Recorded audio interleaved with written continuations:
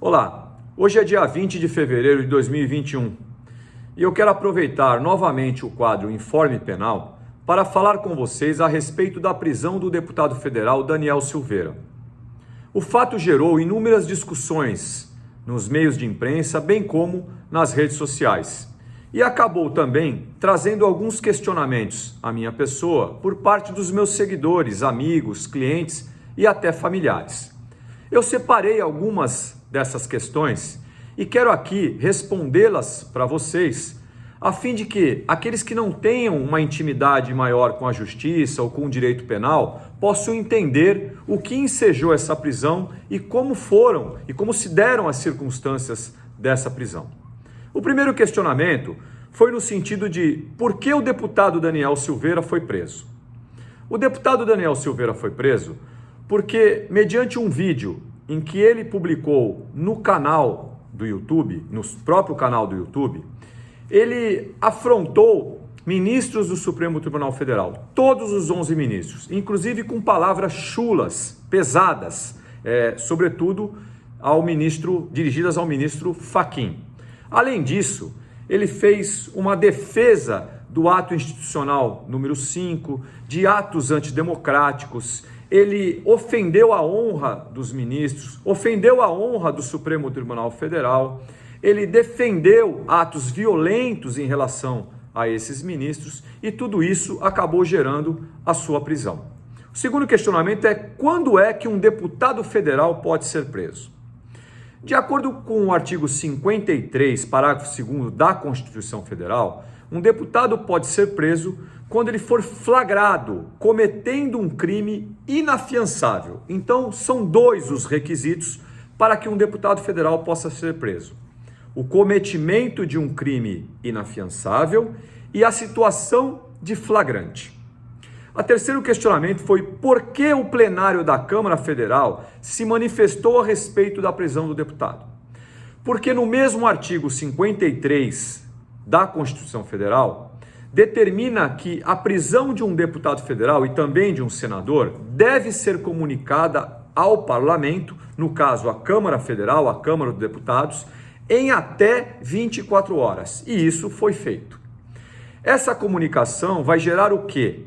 Que o plenário da Câmara Federal vote e decida por maioria simples, ou seja, 50% mais um, se aquela prisão deve ser convalidada, deve ser confirmada ou não. O outro questionamento que me fizeram, que eu anotei aqui, é se o deputado realmente estava em flagrante e se existe mandado de prisão em flagrante. Foi isso que me perguntaram. Primeiramente, o termo mandado de prisão em flagrante não existe. Isso, de verdade, nem foi escrito mandado de prisão em flagrante. Na decisão do ministro Alexandre de Moraes, ele diz que a decisão dele servirá como mandado, ou seja, ordem. Mandado, vale dizer, é diferente que mandato, né? Então, o mandado é uma ordem. E o ministro Alexandre de Moraes disse que naquela ordem, naquela decisão, ele estava dando a ordem de se prender em flagrante o deputado federal Daniel Silveira. Isso é perfeitamente cabível porque se tratava de crimes permanentes. Ao menos em tese, o deputado federal Daniel Silveira incorreu em crimes previstos na Lei de Segurança Nacional, então estaria em flagrante. A outra pergunta que me foi feita é se os crimes imputados ao deputado eram inafiançáveis, ou seja, os crimes aos quais se acusava de prática o deputado federal, se eles eram inafiançáveis. E aí reside a controvérsia. De verdade, na Lei de Segurança Nacional, nos crimes lá previstos, nenhum deles diz que é inafiançável. Ou seja, neste ponto, e sobretudo neste ponto, o ministro Alexandre de Moraes, a meu ver, errou, porque ele jamais poderia ordenar a prisão em flagrante do deputado, porque os crimes aos quais ele imputava ao deputado são inafiançáveis, na medida em que não havia nenhuma vedação, nenhuma proibição na Lei de Segurança Nacional da afiançabilidade desses crimes, né? E aí me perguntaram também, mas por que então ele foi preso? Porque o ministro Alexandre de Moraes entendeu, fazendo uma analogia, a meu ver, uma analogia estrábica, até diria que uma heresia jurídica, ele fez uma analogia com o artigo 324, ou melhor, uma interpretação do artigo 324, inciso 4º do Código de Processo Penal, onde diz que não será igualmente concedida fiança nos casos em que estiverem presentes os motivos que autorizam a prisão preventiva. Ou seja, se presentes motivos que autorizem a prisão preventiva na prática de um crime, também não será concedida fiança. Ora, é evidente que não será concedida fiança, porque se cabe a prisão preventiva, logo não cabe fiança. Mas isso não quer dizer, jamais, que os crimes imputados ao deputado federal são inafiançáveis. Então, neste ponto e somente neste ponto, infelizmente eu vejo que houve uma interpretação absolutamente errada, talvez intencional, do ministro Alexandre de Moraes para subsidiar, para dar fundamento à ordem de prisão. Infelizmente, essa interpretação foi confirmada pelos 11 ministros e a prisão se efetivou.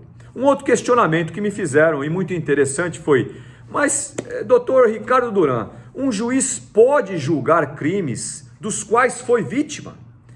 Evidente que se um juiz é vítima de um crime, ele acaba, é um ser humano, o juiz é um ser humano, ele vai carecer, ele carece de imparcialidade para julgar o acusado. Ora, se alguém insulta a minha honra e eu sou o juiz, eu vou mandar prender esse alguém, eu vou julgar este alguém, eu vou proferir uma decisão condenatória, ou seja, uma decisão desfavorável a esse alguém, que no caso do deputado não foi uma decisão condenatória, vale dizer, mas enfim, eu vou julgar este alguém que me insultou com qual imparcialidade?